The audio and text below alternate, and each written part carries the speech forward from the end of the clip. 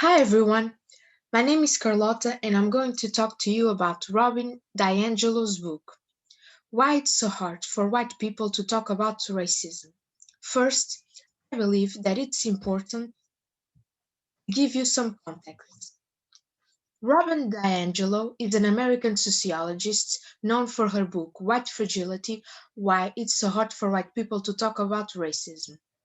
Her arguments within this book were based on her experiences as a diversity trainer, someone who is hired by companies to organize cultural workshops within their workplace. In this book, Robin DiAngelo created the term white fragility to explain why white people have such a difficult time talking about race. During the text, she explains white fragility, how we develop it, and how it protects racial inequality.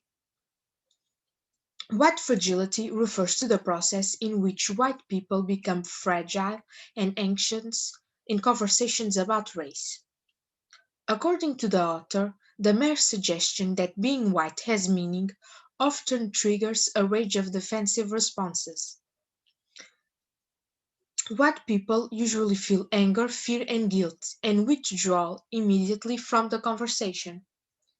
D'Angelo states that these responses work to reinstate white equilibrium as they repel the challenge, return our social comfort, and maintain our dominance within the racial hierarchy. In this sense, white fragility upholds racial inequality as it prevents white people from confronting racism.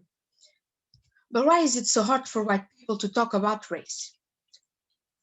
According to the author, there are many reasons, the first of which is the good bad binary. The good bad binary means that white people normally perceive any type of racial conversation as a threat to their moral character. For them, people who are good cannot be racists, therefore, there is a moral offense. Another reason why it's so difficult to talk to white people about race is that they are usually uneducated within this subject. They don't understand or have the knowledge to address this topic on a wider level. There is also socialization. White people usually don't understand the forces of socialization. According to Robin DiAngelo, we are raised in a culture that inevitably passes down some prejudice. Therefore, it's normal that we have some bias. And finally, the wrong definition of racism. Now I will talk to you about the language of this text. I thought that the author's main arguments were strong and highly accurate. D'Angelo truly explained her views and used constant empirical evidence to back them up. For example, when she says, the study also reveals a consistent pattern in how these comments and actions were expressed. The majority of incidents occurred in what the researchers describe as the backstage, in all white company.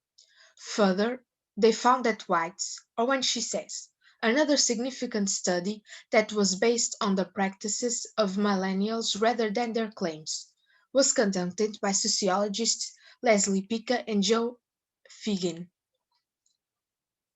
This data, with the direct address to the reader when she says now, breathe, makes her arguments even more convincing and persuasive.